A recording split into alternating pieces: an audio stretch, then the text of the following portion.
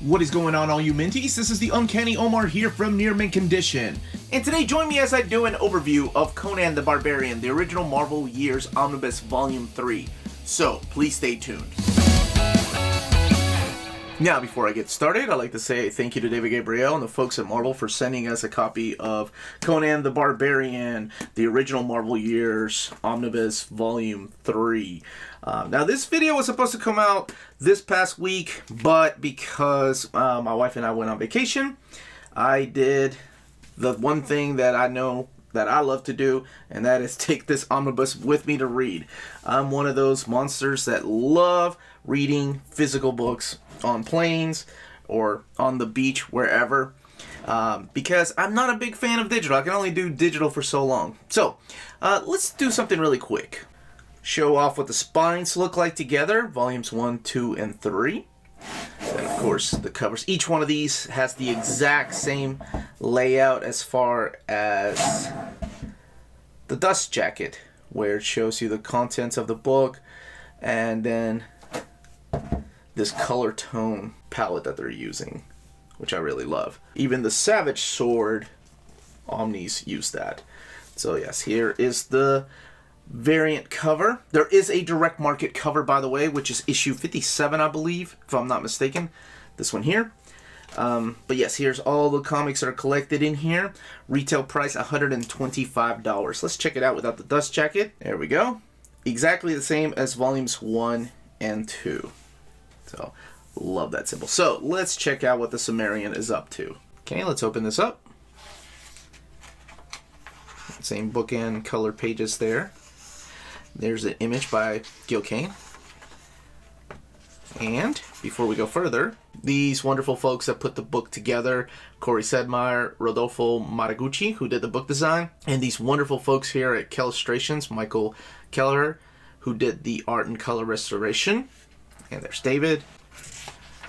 Here we have the credits. Roy Thomas writing just 99.5% of this, with a couple of fill-in writers, John Buscema and Howard Chaykin eventually taking over the run with some other fill-in artists. And there's your inkers. The ones that will probably stand out are Tom Palmer, because this started the relationship between John Buscema and Tom Palmer, which lasted decades afterwards. And it's also nice to see Ernie Chan come back. And John Buscema did his own inks on one of my favorite books. Here's the table of contents with an introduction. One thing that I haven't talked about that I enjoy is this wonderful introduction. Maybe I have, but I glanced over it a little bit. Is this wonderful introduction by Roy Thomas, who was the original writer on the book. He also wrote X-Men, Avengers, pretty much any Marvel comic during the 70s and 80s, he was writing it. So this was his favorite comic, though. And in here, this introduction talks about just about each single issue. I mean, if you can, as you can see for yourself, this is an 8-page introduction about this omnibus right here. And I wish that more Omnibu would have an introduction from the writer at the time or the artist. That would be really cool, because this is some of my favorite things to look at. I remember reading Starman by James Robinson. One of my favorite things to read was his afterwords or his introduction. So this is really cool because he literally goes issue by issue, how some art had to be changed, how last minute reprints had to be put in a magazine, how at one time John Buscema's original artwork was hijacked by one of the inkers in the Philippines, and he wouldn't give it back, or so the story says. How him and Lane Wayne kind of fell apart a little bit. The relationship fell apart over the Power Records book in here that's collected in here. So this is really awesome, and it's something I don't highlight enough. But if you own these, do yourself a favor and check out this wonderful introduction by the guy that wrote the stories in here. Of course, they're all adapted. Well, they're adapted from Robert E. Howard's books and his stories, but there's some original stuff in here. I mean, like Red Sonja. And then there's some stuff that was adapted from Robert E. Howard's other stories that were non-Conan. It's all in here. It's wonderful. So yes, I took this on vacation with me because I have not read any of these stories up until this week. So when this was originally announced, I was excited because all I read was the Dark Horse stuff. And I had never read the Marvel stuff by Roy Thomas. I knew about it, and I've gotten like a few comics here and there, but nothing to really just win me over that I was like, oh, I gotta get all these. Even when Dark Horse started reprinting them in their trade paperback with the Conan Chronicles or whatever they were, I almost bought it, and I was like, nah, there's way too many of them. But you all know how I love this omnibus format.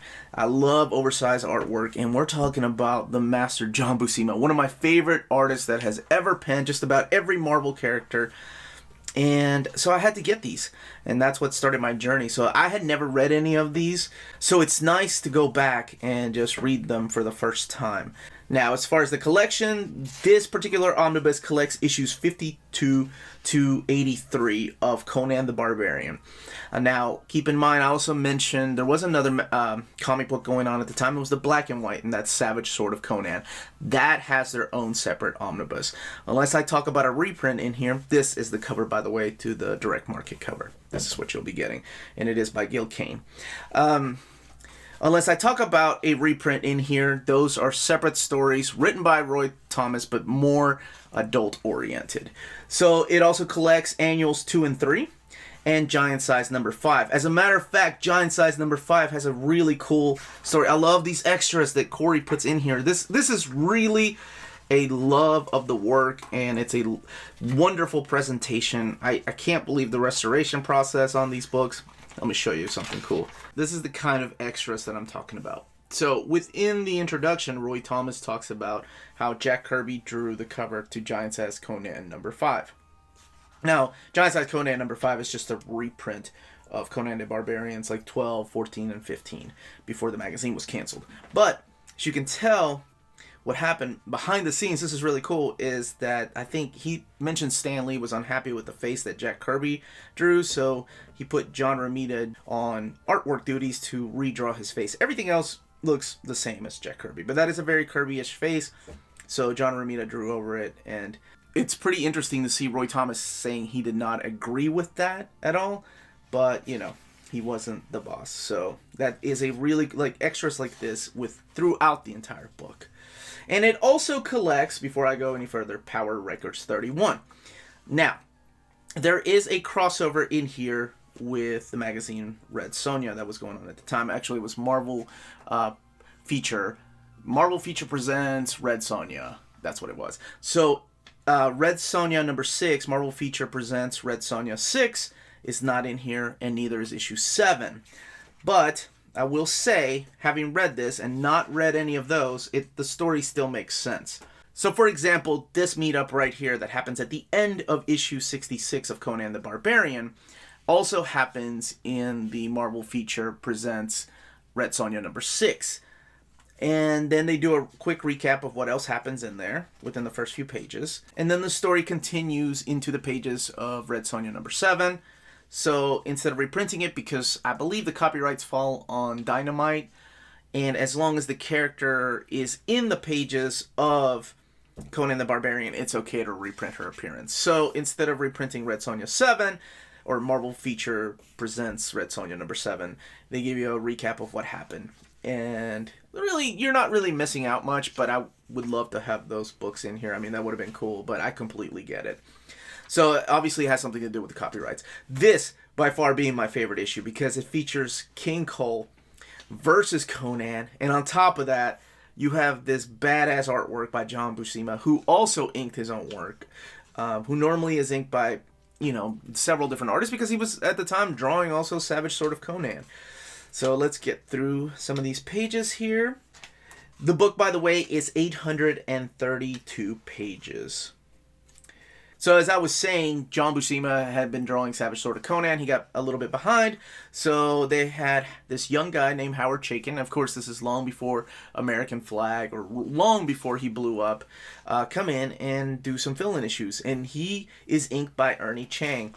Now, Ernie Chang also gave him this finish that makes him kind of look like John Buscema's artwork, as you could tell from these pages. And then he eventually, I want to say he becomes like the layout artist, Howard Chaykin does, and then Ernie Chan does the finish artwork. This is pretty interesting because, like I mentioned, these are adaptations of Robert E. Howard's characters, stories, or even stories that have nothing to do with Conan. But I had never read Beylit, the Queen of the Black Shores, until I read that miniseries by Teenie Howard. That was my first taste of it. I knew that she had appeared in the Conan novels, but I never got to see her in the comic book format. So this character is so much different than that character. Of course, that character was younger, and it's written by somebody else. But yes, this contains the big saga with her in it, Beylit, and her adventures with Conan, and I know eventually she will come back, but it's really cool to read it for the first time. It's also interesting because you also get a little bit of this Tarzan-like character right here, Amra, that ends up fighting Conan. Yeah, this book is just full of amazing stories that I strongly recommend. If you have not read these, do yourself a favor and check them out. Fantasy, badass sword fights, and probably one of the most amazing artists to have ever penned superheroes and fantasy work, and that is John Buscema. Of course, it all started with Barry Windsor Smith. Let's look at these extras. Okay, so the very last book in here is the one that's not written by Roy Thomas. This is the one that's written by, like I mentioned, Len Wein, and this was specifically for the book and record set from Powered Records. So it came with the comic book,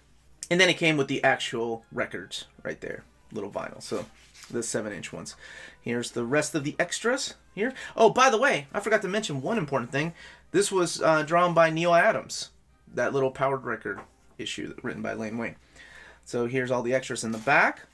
Not going to flip through all of them, but give you an idea. You have the Conan checklist. I thought this was really cool. Tells you where his appearances are in what issues, what collected so far back in the 70s. All the house ads that feature Conan. The Marvel Bicentennial Calendar.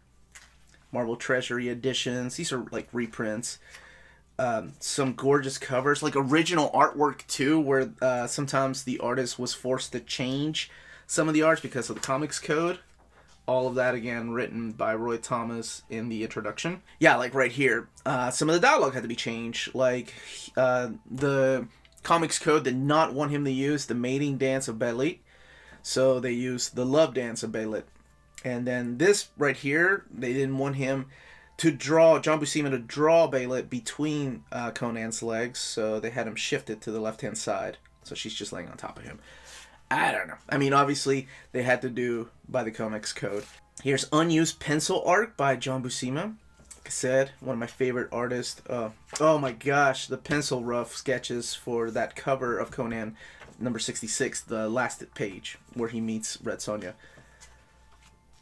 And some unused original art. Let's look a little more. There are maps all over here, by the way, but this is really cool. So when they reprinted these issues of Conan the Barbarian 57 through 63 in the Conan saga, they had like who is the artist? I want to say it's Robert Brown. I thought his name was Riley Brown, but it's Robert Brown. Did some like recap pages too. So it's interesting to see a 90s artist draw recap pages for a story that happened in the 70s. This is more of Roy's ramblings. These are collected in the saga, I believe. Yeah, in the Chronicles of Conan, that's it.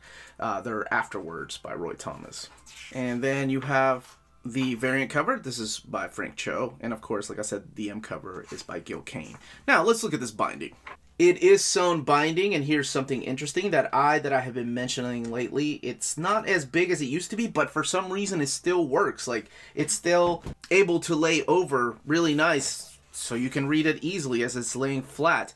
I don't know what kind of magic they're using, but that is really cool. Let me do a quick comparison.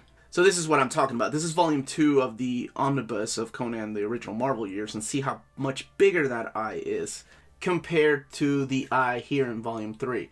But like I said, it is doing its job. Now, you can purchase the book from cheapgraphicnovels.com, your online home for brand new graphic novels and collected editions up to 50% off cover price. Cheap Graphic Novels prides itself on packaging your books so they arrive safely and in excellent condition, as well as prompt and helpful service. Cheap Graphic Novels Black Friday sale is continuing all through December, so there's still time to save up to 95% off thousands of books. Additional books will be added throughout the month, so be sure to check back often and stay tuned to CGN on social media to be the first to know when the new books have been added to the sale. Cheap Graphic Novels, your source for the hottest books with the kind of deep discounts, quality shipping, and customer service that will keep you coming back for more. And that was the contents of the book, the page count, and the build of the book. Let me know in the comments down below if you're picking this up, if you already bought it, if you had it pre-ordered, if you are gung-ho to get every single Conan Omnibus. As long as we keep buying, they'll keep making. Please don't forget to hit that like, subscribe button. If you do enjoy the content of this channel, please think about supporting us through Patreon if you can do so. And thank you to our existing patrons. All that information along with our Redbubble link is in the descriptions down below. Remember, if it's classy and cool, it must be near mint.